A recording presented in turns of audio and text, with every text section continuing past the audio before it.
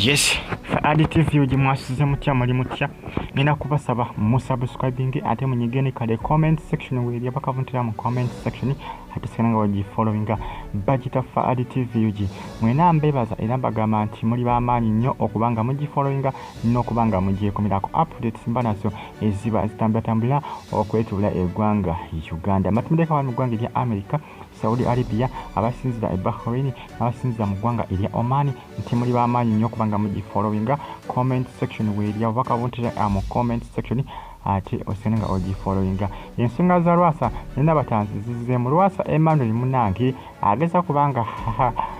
yegiragira obuntuntu adingane ne dana Nabatanzi Lwasa bude nagamba nti yetondera Nabatanzi yakola ki yagana okumusonyiwa era nagamba nti yali agenda kubanga akola omukolo ogwandiyugumiza bannayuganda bonna introduction yandibadde nga mbaga onagamba nti yali agenda kukola okwanjula kwalibadde nga mbaga ngali nani ngali ne dana Nabatanzi ne Lwasa agamba nti Nabatanzi yagana okumusonyiwa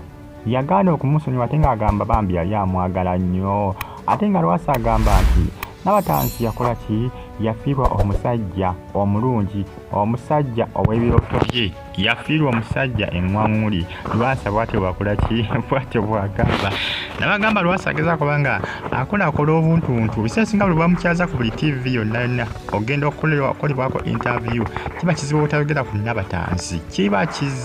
kizibu kati yabuze nagamba nti Nabatanzi ayagala amusonyiwe kubanga omukwano gwali gw'amaanyi wakati waabwe omanyi mu bakazi bwe yali afunye Lwasa agamba nti Nabatanzi yali wanjawulo yali musufu okusinga ku bakazi bwe yali akola ki bwe yali yakabeera nabo agamba nti Nabatanzi yali wanjawulo agamba nti ayagala tisikamuweyo ka second chance amweyo akakisaakawo kubiri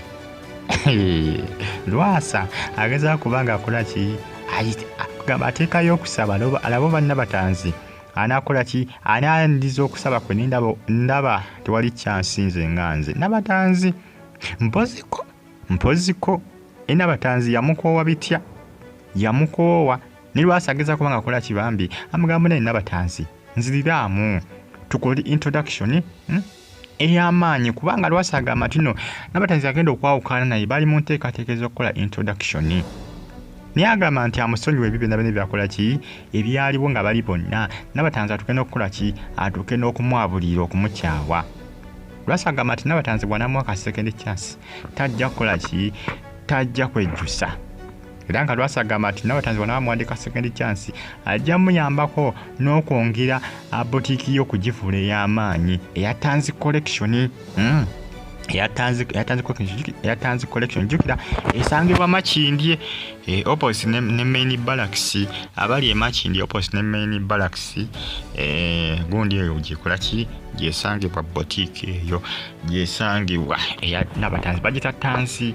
collection njukira ina Tanzi foundation awo balabirira abantu aina ne Tanzi collection Lwasa amagambo na impasse ka second chance nyambo nsasire sasira mwana tusasira Nabatanzi yakowa Lwasa ebyaddala Lwasa ennaku zino bwe twagenda ku TV yonna afa okulaba ng'ayogera ku bugabo oyinza okukola ki oyinza okuwaliza Nabatanzi okukola ki okumuwa ka second chance okumusonyiwa okumuddiramu nga Mutesa weyaddira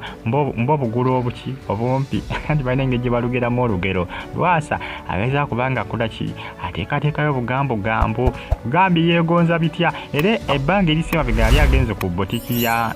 Nabatanzi esangibwa Makindye opposite ne barracks yali agenzeeyo ku botiki eyo ng'ageza kubanga yeeyisaayisaawo kwegamba Lwasa pulani ntoza gy'abala ayagala kuddamu kwana buto Nabatanzi ne Nabatanzi yakola ki yamukoowa yamwetamwa yamumala Nabatanzi Bambi mukazi wattu kituufu okunyigira Lwasa nga aswaza Nabatanzi n'agamba nga Nabatanzi bwe yamufera ssente ezatandikawo Tanzi collection n'amulangira nga bwe yamufera ssente ezatandikawo Tanzi foundation kwegamba Lwasa yaswaza nnyo munne Nabatanzi kyobola yakola ki kyovolaba yanyiga mukazi mutuufu okukola ki okunyiga olw'ensonga nti Lwasa ebintu byonna byakola ki byamugambanga bine byamulangira ebisinga tebyalina bituufu. Sijja gamba nti ebisinga tebyali bituufu. Mpoziko nga munnange Lwasa nga byayogera bituufu, ng'era Nabatanzi akimanyi nti Lwasa byakola ki, byayogera bituufu. Naye ekitali ekyo n'ebyandibadde bituufu yandikoze eki, yandisirise. Lwasa ne munnange yakola ki, yamuyisaamu eggaali n'amuswazanga ebiseera ebyo bwe bakola ki, bwe bayawukaniranga ng'agamba nti yamufiira ssente ze $5,000 ejja $, n'azikola ki, n'azitwala ezamuyambako okutandikawo Tanzi Foundation ne Tanzi Collection. Munnange ebyo bitambatambula essaawa zino Lwasa alaga nti munnange agonze ng'akayimba ka lwemba nti ngonze agonze, era alaga nti munnange ayagala kaseke chance okuva ewa mukyala Dana Nabatanzi. Nabatanzi mukyala mukoowu, mukyala kumanyi eri abakyala bakoowu ali Nabatanzi saa zino kugamba eddala lyaliko essaawa zino ne level gyaliko, si level gyaliko ng'akyali ne Lwasa. Essaawa zino ate bwe kuba kunyirira yeeyongerako ate yongerako percentage endala. Era Lwasa Emmanuel simanyi oba anaddamu n'amugonza, ngaba nga wataliwo ka chance. Manyi Nabatanzi nnaku zino atambulira abantu banjawulo nnyo kati ssaawa zino n'okusinga ku ba Lwasa. Ge mazima. Subscribe ate onyigene kale bagita Adi TV yuji mwenambagamba nti muli bamaanyi nnyo kubanga mugifollowinga. Ng'osubira Lwasa n'afuna ka second chance kubanga essaawa zino agezaako kubanga akola ki, yeetulira Nabatanzi amusonyiwe munnange akole ki, bakole introduction ey'amaanyi amusonyiwe byonna byonna ebyakola ki, ebyamusobako. Mbere bulungi, mweraba.